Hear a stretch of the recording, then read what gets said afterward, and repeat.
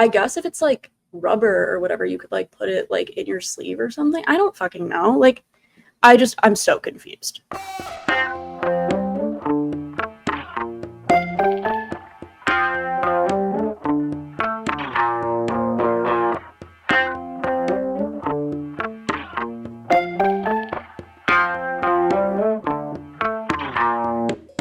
Hello, happy Friday, and welcome back to Sarah Says So, your go-to show for women's sports news. I hope you guys are excited. We have a ton of stuff to talk about this episode, but of course, before we move forward, make sure you're following the show on socials at Sarah Says So ETB on Instagram, Twitter, and TikTok, plus wherever you get your podcasts. So now we are just going to get right into it in terms of the lineup today. I've got a lot of stuff for you. So we're going to hit pretty hard with WNBA in the first half. Going to talk about the whole sex toy thing, because what the hell. The rumors about the Sun moving to Boston, trade deadline info, and then some injury reports as well. And then after the break, we'll talk NWSL. Women winning overall. We've got the first female MLB umpire and a bunch of other just fun women's success stories, and then some volleyball rumblings to discuss as well. So let's get right into it. We're going to start right out with this like sex toy thing, because what the actual fuck is going on? Like, it's just been blowing my mind. So we'll like start off with a little timeline moment. So the first incident occurred July 29th during the fourth quarter of the Atlanta Dream Golden State Valkyries game in Georgia. So the guy that like threw the thing on the court or whatever was arrested and charged with disorderly conduct, public indecency / indecent exposure, and criminal trespass. So that's like not ideal for him, I guess. I mean, like, I'm glad they like charged him. Like, that's actually, why is my ESPN, I don't know why my phone's not on silent. That literally never happens. Anyway, like, he absolutely should be like getting charged, but like my thing is like, how the fuck are you getting whatever it is? Because it's like, I think like it's been different like things in different contexts. I haven't actually seen like the video of like, it doesn't matter what kind of sex toy it is, but like, how are you getting that into the stadium? Because like like bags get checked and shit. Like, where? I mean, I don't think like a stadium has ever had to consider putting that on like putting like sex toys on like a banned items list at a stadium, but like now maybe they like fucking have to. Like, I don't know, but that's crazy to me. Like, I can't see. Like, I'm thinking about every single day that I went to work at Fenway last summer, and like they check my bag the same way they check like any like fan's bag. And I'm trying to like imagine like the fucking like employees' reactions of like someone in their drawstring or whatever, like pulling out a fucking lime green dildo. Like, what? My like biggest question is literally like, how did this get, like, why does it? I want to know how they got it into the stadium, because that doesn't make any sense. Anyway, then it like continues. So that was on the 29th. Then on August 1st, another Valkyries game, Valkyries at Skies. This was here in Chicago. There was another sex toy thrown on the court, and it landed by a baseline near the Skies basket, and an official like just kicked it away, and then a staffer removed it. But like, what?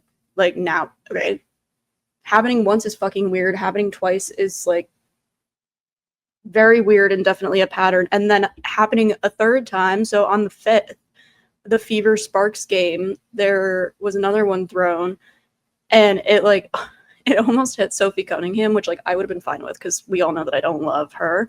But she literally like tweeted earlier this week, like, please stop like throwing things, like someone is gonna get hit, like why the fuck are you throwing things on the court, basically. And it like literally almost hit her, and then Kelsie Plum kicked it into the stands, which like honestly, like, yeah, like I wouldn't want to fucking touch that shit either, but like I would want it like away. So I feel like kicking it's like probably a good vibe. Yeah, the like overall league response has been like interesting in the sense of like all of the arenas have an extensive list of what is and isn't allowed to be brought inside with like weapons, but like there really has never, like, this isn't really something that's like ever had to be addressed before, I don't really think.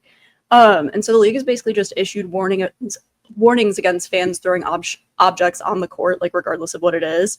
And anyone that violates that policy could be immediately ejected and facing a 1-year ban, as well as like charges from authorities, like depending on the situation. But like at the end of the day, like the whole thing, first of all, like it's just fucking weird. Like, why are you throwing sex toys on a fucking court? Like, it's strange. And like honestly, I feel like it has to be like the first thing I don't really obviously like know the context behind any of this, but like I have to just I'm so nosy that I'm like, okay, I feel like now it's like a spectacle, and now people are like, oh, like can I do it too? And like that's why it's like continuing to happen, because I know there was another game recently where there was like a sex toy like on the ground next to a fan or something, and like we like people thought that they were gonna like throw it or something. I'm not entirely sure like of all the details in that specific situation, but like this is fucking weird. Like, why is it sex toys of all things? Why are you throwing anything onto the court, like in general? Like, quite literally, the only thing that it's like ever chill to throw at a professional athlete, not even at them, like at the field of play, is like hats at a rink for a hat trick. Like, I just have so many questions. Like, why was that a fucking like thought? The entire thing really confuses me. I think like the fact that it's like a sex toy also just like adds to the like bizarreness of the situation. And like I feel like that honestly is like what's making it like more of a spectacle. It's like, yeah, you shouldn't be throwing anything on the court, but like why the hell are we like throwing these on the court? And I don't know, it like makes me mad in the sense that like I like wouldn't want this to happen in like any league necessarily or like to any like sport, obviously, because like they're just trying to fucking play a game. But like because like obviously there's so much like gender discrimination like just in the fucking world, like I can't help but like feel like it's almost another like example of like people not taking the W in like women's sports and the women's game like seriously, and so like that doesn't really sit right with me. But also like it is just like them throwing us. I don't know. Not to be like the friend that's too woke, but it does like it doesn't sit right with me in the sense that like it just feels so incredibly like disrespectful to every single every single woman in the league, every single person on that court. Like it's just crazy. And like I'm glad that the league is like addressing it, but like I need to know how these things are getting into the stadiums. Like so badly. I'm so curious. I just don't get it. Like I can't picture. I mean, I guess if it's like rubber or whatever, you could like put it like in your sleeve or something. I don't fucking know. Like I'm so confused. That and like the two things that bother me about it are that it like feels like vaguely sexist somehow, and I don't really know how to like fully articulate that thought, but also just like it's so the entire thing is so weird, and like how are they getting like I don't know, that's like the only thing I can't get over. Like yeah, it's like obviously a shitty I'm just repeating myself at this point, but like it's a completely messed up situation, but also like I need to know how they're smuggling these things in. I have too many questions, and maybe that's my own issue, but that's enough about that, because like what the actual fuck. I like don't even have anything else to say other than what the hell. On a similar note, what the fuck is going on in Connecticut? Because it's a whole thing. And I mean, obviously I'm asking that like rhetorically. The deal literally like is not done. Like I need everyone to breathe and to calm down and realize that like just because Steve Pagluka and like his group or whatever the fuck like made this offer, it doesn't mean that the Sun are for sure moving to Boston. Like I need everyone to chill. I also like I've said this before on the show, like I don't think it's a good idea. I have like done more research about Steve's like offer specifically, and him and the group have pledged to contribute $1 million for a new practice facility in Boston and plans to have the team play home games at TD Garden. But like I'm still confused as to how they're going to fit that in the Garden's schedule. I mean, I guess they can do it. Like, I would hope that, like, if he's saying that, then they've, like, mocked out, like, a schedule or something to try and, like, make sure that they actually can't host those games. But, like, my other thing is, like, where are you going to put this practice facility? Because, like, no shot it's going to be in, like, Boston proper. Like, it's going to probably be out in, like, Wellesley, where the Fleet were practicing. Or they actually, I think, still practice there. But, like, where they were doing all of their, like, inaugural season stuff. Like, it's not that far out of the city. It's not, like, inconvenient, I would say. But, like, I have no idea where they would, like, put it. And also, the, like, WNBA, like, board of governors or directors or whatever the hell it's called, like, they didn't even, like, have, like, they didn't receive this proposal. Like, basically, like, a lot of this just feels really, like, weird and, like, backhanded. Like, the bid of sale was presented to the commissioner, Kathy Engelbert, but it never went to the board of governors, and and the board of governors are who have to vote to authorize the sale itself. So it's, like, really complicated, and, like, I feel like everyone, like, bitches want a Boston, like, W team so bad, and, like, I get it, and I think that, like, Boston, like, has a great market for it, like I've said, but, like, there's a lot that still, like, has to happen in this situation if the Sun are going to move. And I mean, like, if you take Boston out of it, I think, like, moving the Sun out of Connecticut is a really smart decision. They have only, like, a 9,000 seat arena or something, and that's, like, in the bottom half of stadium capacities for, like, W teams. So, like, and, like, they don't have good attendance. Like, I don't think the Sun should stay in Connecticut, and I think the sale, like, makes sense overall. But, like, I don't think Boston is necessarily the right place, if that makes sense. Also, they literally, where is it? Oh yeah, there are, like, obviously, like, a bunch of cities that have, like, put in for expansion and things like that, like, as the league grows and everything. And so I'm trying to find the source that I had on this, because now I literally can't find it. Okay, here we go. Yeah, USA Today. The league said that cities that applied for expansion will get first dibs on the team over Boston. And that was from Tuesday the 5th.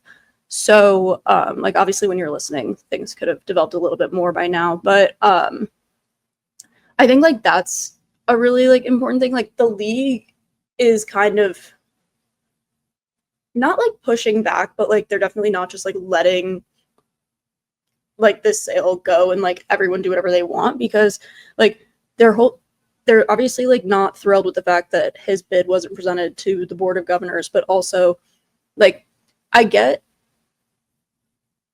it almost feels like they're trying to, like, make it more fair in the sense that, like, Boston, like, has the financial backing to, like, purchase the team, but, like,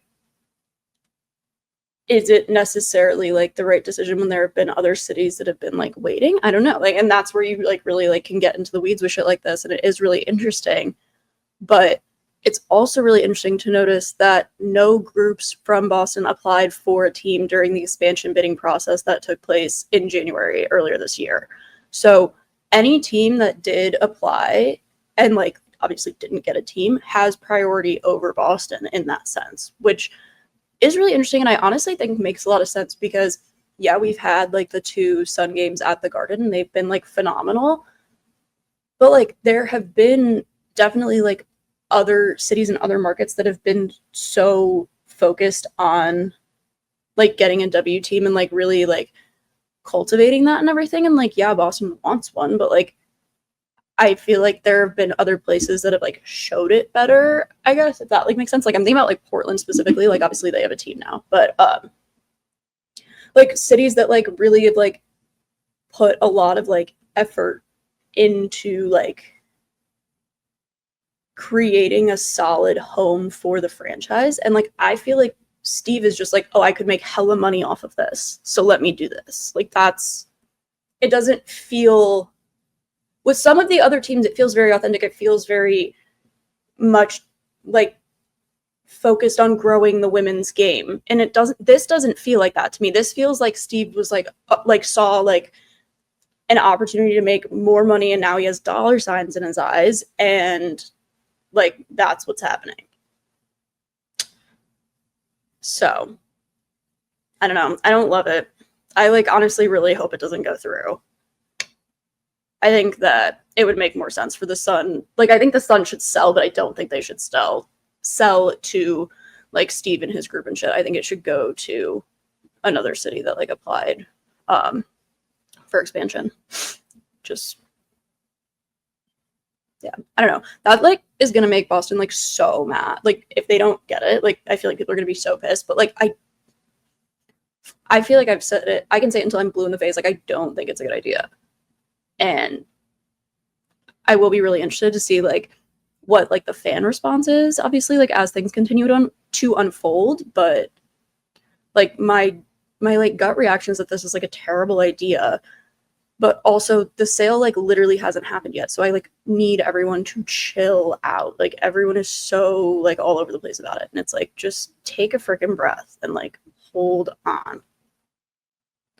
Anyway, that is enough of that. We are going to move to some trade deadline talk. So I'm recording this obviously like on Wednesday.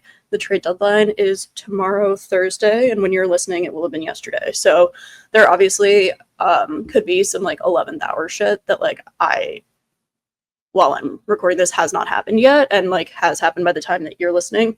So if it seems like I'm not talking about something really obvious and recent, it's probably just because it happened after I recorded this.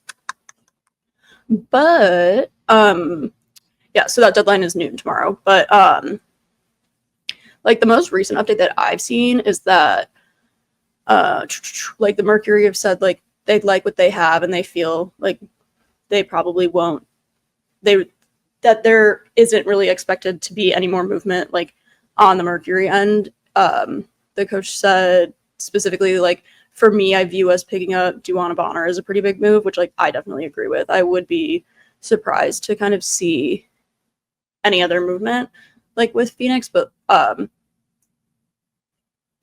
Nate Tibbetts is like kind of like, at least like at this point, obviously like one of the only coaches that's like come out and been kind of like, we're done, like it's chill. But obviously like I would say like biggest trades are the Brittany Sykes trades and that trade, and then the Dejanay Carrington trade. So it's like obviously a lot happening. I think that the Lynx Carrington trade was really, really interesting. So the Dejanay is obviously like leaving Dallas, so the Lynx are getting just Dejanay, who was last year's most improved player and is a star. We love her. And then in exchange, the Wings are getting forward Diamond Miller, guard Carly Samuelson, and the Lynx's 2027 second round draft pick. So obviously the Wings are getting a ton and losing, you could say just Dejanay, but like she's such a good player that like it definitely is a loss for them. She was averaging 10.4 points and a career high of 5.1 rebounds per game after joining Dallas in February, and she came to them from the Sun as part of like a 4-team trade and everything. I'm honestly like really excited about this for her. I just really enjoy her as a player and a person, and I think going to Minnesota, who's like a team that's doing really, really well, especially coming from Dallas, who has been struggling a little bit, like I think this is a really good change for her. And especially since Melissa Smith got traded away from the Wings earlier this season, like she doesn't have her girl to stick around for. So like, yeah, she should go to Minnesota. She should go to Minnesota and she should show the fuck out. Like, I really like this trade for Dejanay, but also for the Wings. Like, I don't think that they like, yes, it's a loss, but I think that what they're acquiring and like the future draft pick and everything, like I think that was overall a smart move. Just if you're thinking about like longevity and stuff like that. So yeah, that one, I was actually really excited when I saw that.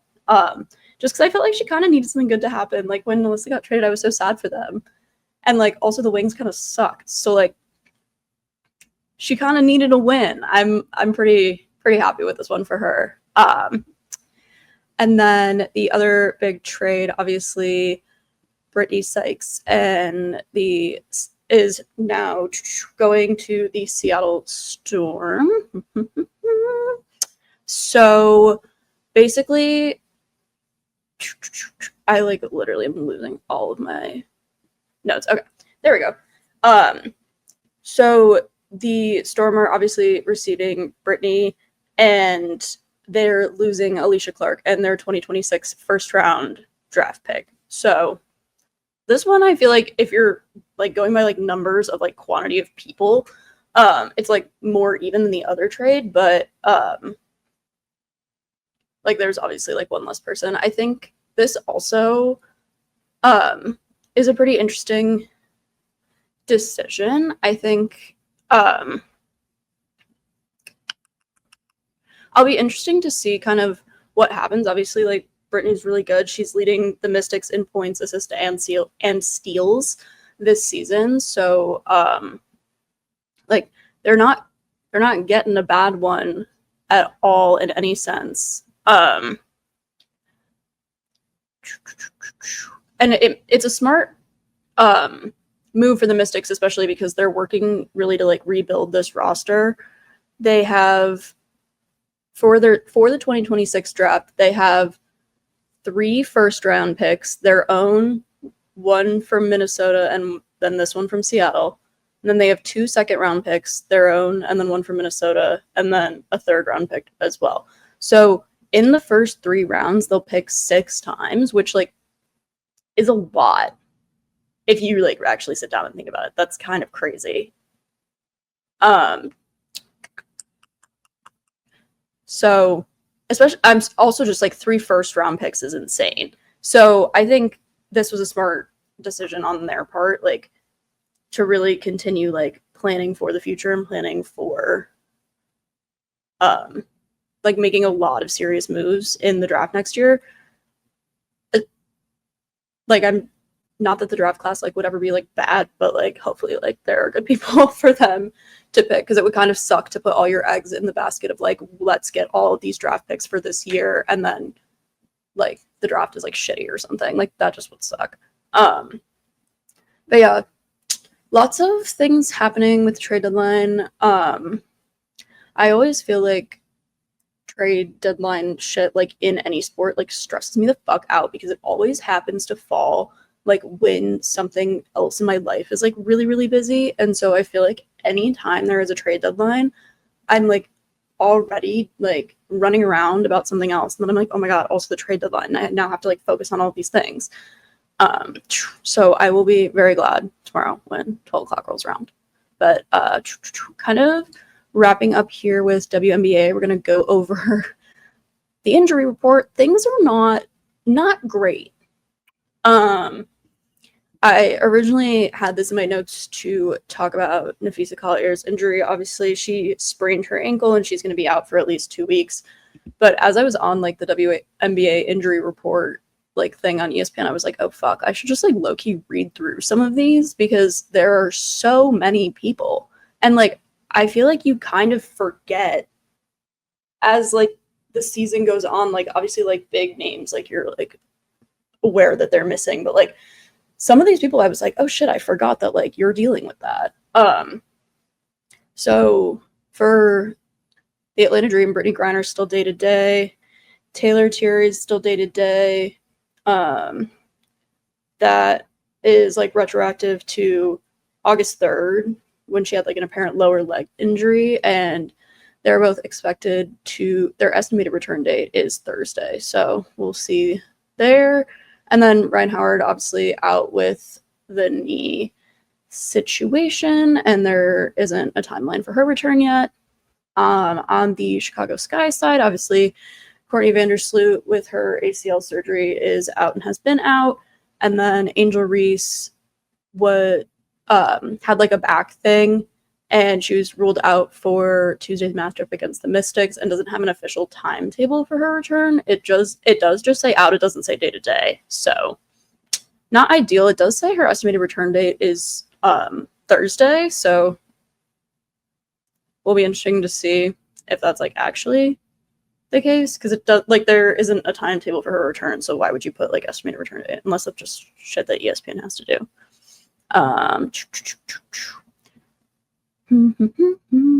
Yeah, wings, you have Misha Hines Allen, she's day to day. Teash Harris is out with her left knee procedure. Golden State's Kayla Thornton, obviously right knee surgery. She'll be out for the rest of the season. Both Tiffany Hayes and Cecilia Zendalicini, I can never say that name, are both questionable for Wednesday for different things. Caitlin Clark is still out with this like groin bullshit that she is dealing with. That sounded like so like flippant. I don't mean like it sounds like bullshit. Like that's just bullshit that she has to deal with it, and she's been out for a while, and that sucks. But her estimated return date says August 12th. The comment says no timetable to return, but August 12th is interesting in the sense that like she's definitely out for Thursday's game, but could potentially be back. I don't know. I wouldn't be surprised if we didn't see her though, because I feel like they really are trying to proceed with caution around her specifically. Oh yeah, and then Nafisa obviously talked about that. Brianna Stewart is out with a right knee bone bruise and has no timetable for return. I kind of forgot about that. Kennedy Burke is going to miss 2 to 4 weeks with a calf strain, and Nayara Sabali is out for like 2 weeks with knee discomfort. So just like overall, like bitches are not doing well. And then you've got a couple players on Seattle also, and then Washington. Obviously Georgia Moore has her ACL shit that she's dealing with. So like low-key, like overall, just like things are a little bit dire in terms of injuries around the league. So that's like not ideal, especially as we kind of get towards where teams are going to start making some significant playoff runs. Like you really don't obviously want your like heavy hitters on your roster to be missing. So with that being said, we're going to talk about games coming up this weekend really quick. There are 9 games this weekend. So on Friday, August 8th, you have the New York Liberty at the Dallas Wings at 6:30 Central, and then Washington Mystics at Minnesota Lynx, also at 6:30. Saturday, August 9th, you have the Chicago Sky at the Indiana Fever at 7 Central, and the Los Angeles Sparks at the Golden State Valkyries at 7:30 Central. Then on Sunday, you've got a whopping 5 games. So at 11:30 Central, Minnesota Lynx at New York Liberty. At 3 Central, Washington Mystics at Dallas Wings. 5 Central, Atlanta Dream at Phoenix Mercury. 7 Central, Seattle Storm at Los Angeles Sparks. And 8 Central, Connecticut Sun at Las Vegas Aces. So lots of good stuff to be watching this weekend. But really quick, before we continue, we're going to take a brief break for a message from our friends at Playback. Presented by Playback. Watching sports is more fun with others, but we spend too much of our time watching alone.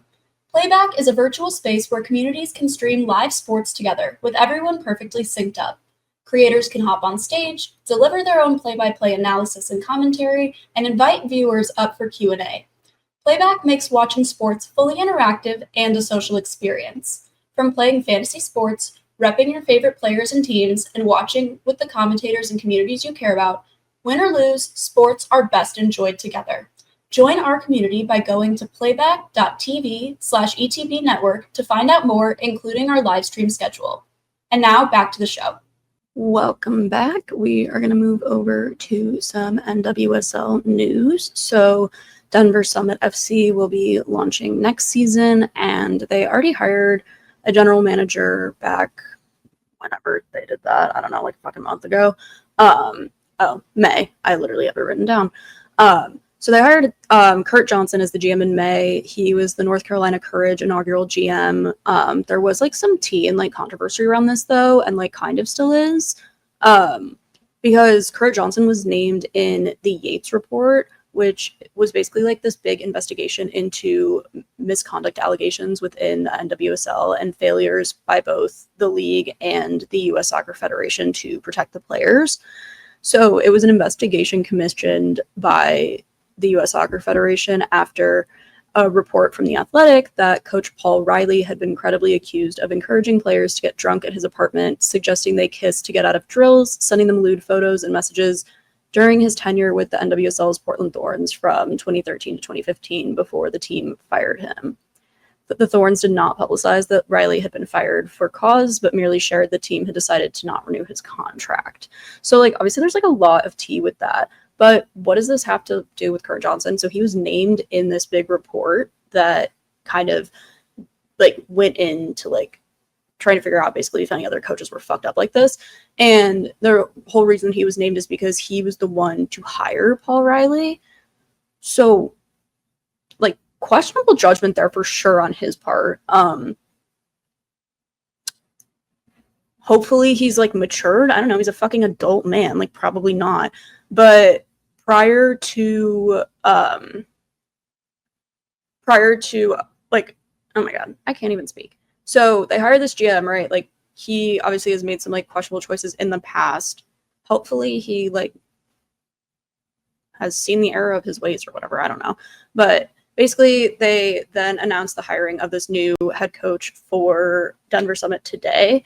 And that is Nick Cushing. So I'm actually, like, pretty excited about this as opposed to that, like, GM decision, because, like, that does stress me out a little bit. But Nick Cushing is the former Man City Women and NYC FC manager. So he's won 6 major trophies, including 2 Women's FA Cups, 3 League Cups, and Man City's sole Women's League title to date during his 6-year spell in charge of the club out there. And he left Man City Women in 2020 to become an assistant at New York City FC in the MLS. So that's what he was doing until 2022. So he spent 2 years as an assistant and then became head coach there. But since March 2025, he's been chilling back in England in Man City as the Women's Super League side's interim head coach. So I don't even really know what that means. Like, that's just some English football shit that I don't understand. But basically he coached, like, the team for the rest of the season, coached Man City Women for the rest of the 2025 season out there after the coach Gareth Taylor got fired. Not sure why he got fired. Probably should have looked that up, but, you know, whatever. That's in England. It doesn't matter. Basically, all that matters now is that he is coming to Denver. So the big thing that he kind of said, I'll read his quote to you. He said, "Denver Summit FC's commitment to building a world-class soccer organization really inspired me. We have a passionate, committed fan base, and we have to put a team on the field that replicates that. Our team will play an attacking form of the game that excites our stadium and makes things difficult for our opponents. We want to create a winning team as well as a great experience for all of Colorado." So obviously, like, they're fucking media trained. Like, they're going to say, like, fun and sweet shit. But I do feel like Cushing does, like, really care about, like, being there and, like, building something strong from the ground up. And I also know he's been looking to come, excuse me, back to the States after he's been, like, fucking around in England, obviously for work, but you know what I mean? Like I said, Kurt Johnson was named GM, obviously before this head coach thing was announced the other day. And Kurt Johnson said, like, Cushing and all of this, in order to be successful right away, you need people that have experienced environments like this, have built organizations, and have had success. Nick brings world-class experience, a passion for player development, and a tactical vision that will excite Summit supporters. He's won major trophies and is the right leader to guide us into our first season and beyond. So, like, for sure, King, but also, like, you hired that crazy guy, so, like, I'm not really sure if I trust your judgment. But on paper, Cushing does sound awesome.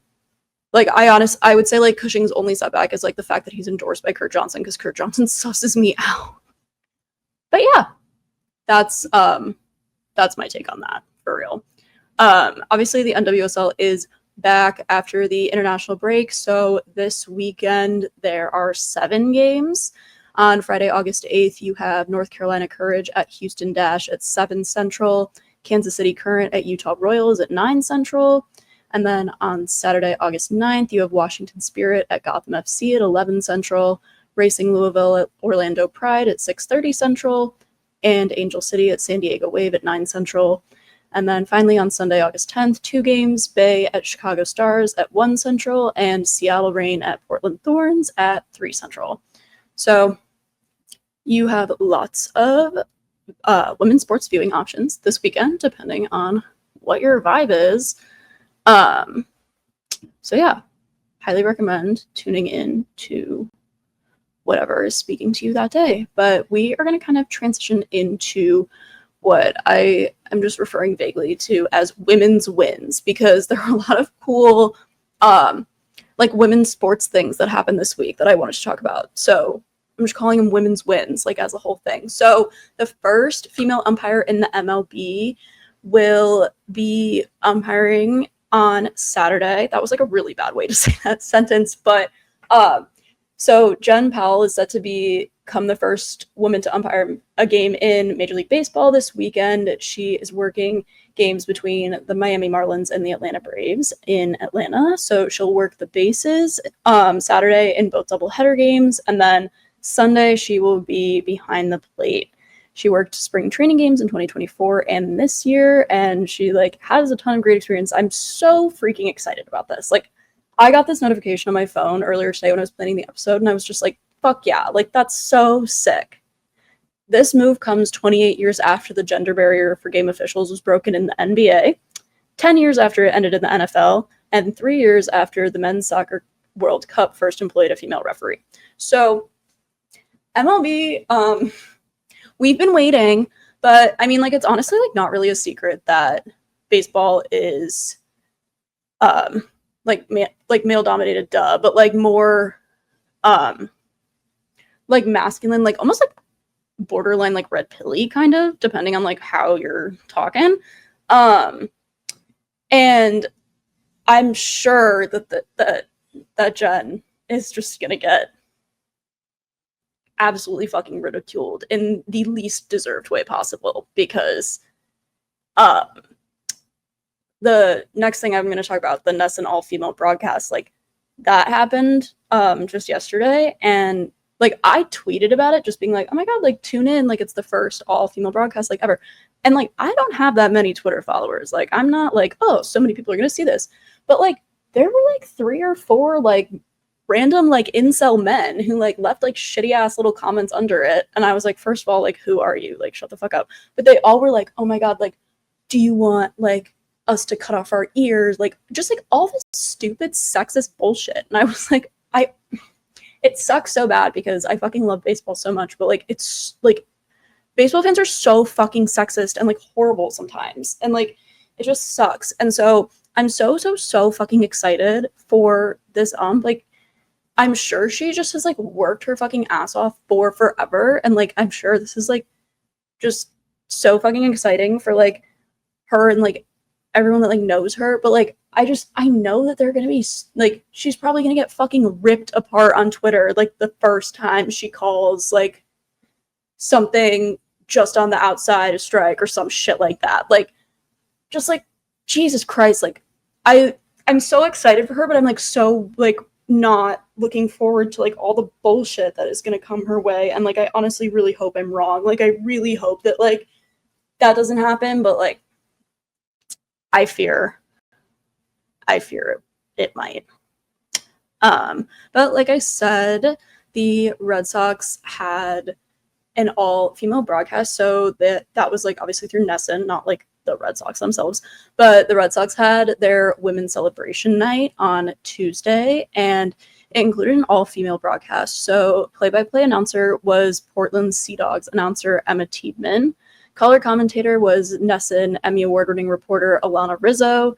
Sideline reporter was NESN's Casey Hudson, who joined the network first in a role sponsored by Women of NESN, which is her role is like an emerging talent role to create more on-air pathways for the network, as well. And then also studio anchor and Worcester Red Sox and Hockey East reporter Natalie Norrie, who I've actually like been super lucky to work with a bunch, as well as analyst Jen McCaffrey in an analyst role, but she's an athletic writer, both of them. I was lucky enough to work with in Boston. They're absolutely phenomenal. On the production side, they also had veteran Red Sox producer Amy Kaplan as the game producer, and then the studio producer was Anna Gregoire. I'm assuming that's how you say it. It looks really French. But yeah, they just absolutely a phenomenal team of women, like all around. Like they did the women's celebration night last year, and it was entirely called by women, but it wasn't all women like in every production aspect, and like this game was. So really, really exciting. I watched it. I texted everyone I know to watch it, and I really annoyed a lot of people actually because I was like, turn on MLB TV right now, and they were like, I'm watching another game, and I was like, if you don't turn it on, you hate women. And they were like, Sarah, shut the fuck up. And I was like, well, you hate women if you don't turn it on. But genuinely, I teared up like 3 times because they also just kept bringing in like really fun interviewees. So there were like a bunch of front office baddies. Honestly, really forgetting who they were. But like from different like Red Sox organizations and things like that. And just like all women. And then they also had Boston Fleet draft pick Abby Newhook, who also is a BC grad. And then she actually was interviewing and like answering questions on the air at the same time as Northeastern women's soccer head coach Ashley Phillips, which like honestly just like struck me as random because like you guys know I went there and I like was sitting on the couch and I was like, is that fucking Ashley Phillips like on my TV? Like what the hell? And also they like kind of introduced her in a weird way where like they kind of insinuated that she was like the Boston like Legacy FC, like the new NWSL team like coach, because she was wearing like their scarf or whatever, and I was like, that's straight up not who that is, but that's fine. But yeah, bitches like we're so fucking mad about this whole broadcast thing, and like it like I don't know, like I'm very much like one to not read like comments and shit like on social media, like especially like on my stories and stuff, like just like I don't know, I've had like in past jobs, like I've just gotten like hate emails and shit like that, which like I like I'm honestly pretty good about like letting it roll off my back and shit, but like for some reason reading all of the comments like under the NESN and the Red Sox and the MLB like Instagrams, like the posts of them like celebrating this game and like celebrating all the women, like the fucking comments were foul, like absolutely disgusting in like a way where I was like, you need to be like tranquilized and like sent to like fucking kindergarten where they teach you how to do like I statements and like not hurt people's fucking feelings, because like Jesus Christ, like oh my god, it was so fucking gross. And like yeah, that's always been a thing, but like it just like I don't know, it really like got to me, especially just like with everything like I you know I'm not like afraid to get what is happening. Oh my god. Wait. Did my Spotify just start playing? Oh, that was terrifying. Okay, I don't know if that like came through on like the recording, but I literally hit the space bar on my laptop like on accident, and I didn't even have Spotify open, but it started playing music. That was terrifying. What I was gonna say was like obviously like I'm not afraid to get political, and like obviously people like baseball's always been pretty fucking sexist, but it definitely feels like I feel like as like things like politically are more like turbulent and stuff, like I feel like just all of the like animosity is like getting more intense, and so like maybe that's why it's more off-putting. But yeah, like honestly just like very like disheartened and like mildly alarmed by like a lot of those comments that I was like reading on like all the posts and stuff. Like just like in what way does like a woman having an opportunity, like I'm sorry that fucking like hurts you so bad. Like honestly all I kept thinking about was like every fucking little stupid man like commenting on this shit is like sitting behind their phone and they're just fucking mad that they weren't good enough to like get there and to be a fucking play-by-play broadcaster. So shut the fuck up, sit down and suck a dick. Anyway, another lovely win from women. Katie Benzan has been promoted, so she is now the GM of the Salt Lake City Stars, the Utah Jazz G League affiliate. She's the youngest female GM in G League history and the youngest active GM in the league. She's also the only female GM in the league right now. I have like found some like discrepancies about like whether or not she is the only female GM in the league right now, because the G League staff like directories and everything are like low-key kind of outdated. But I did spend like a solid hour and a half today going through the coach and general manager for every G League team and like making sure, like, based on like the directory on the website versus like the most recent press release, like cross-referencing and like making sure everything was accurate. And like, god damn, like, I pray that like people have common sense, because almost every like Google Auto AI suggestion for like me typing in like XYZ head coach, like every like Google AI like automated fucking answer was wrong. And like I fucking hate the Google AI thing anyway, and like I'm pretty sure there's a way you can turn that off, and I need to do that because it drives me crazy. But I like got a total kick out of that because almost every single one was wrong. And I was like, there are a lot of fucking dumb people in the world that will not know to like, wouldn't think to like double check and make sure that that's accurate. So just like food for thought, like if you're Googling shit, like please double check it, because I feel like Google is like not fucking trustworthy anymore with this AI bullshit. But anyway, in terms of female GMs in the G League, Katie Benzan is the fourth. So the first was Tori Miller, and she was GM of the College Park Skyhawks, which is affiliated with Atlanta. I'm not 100% sure what she's doing now. I like couldn't figure it out. And I know she's not working in this role anymore, but her LinkedIn says she is.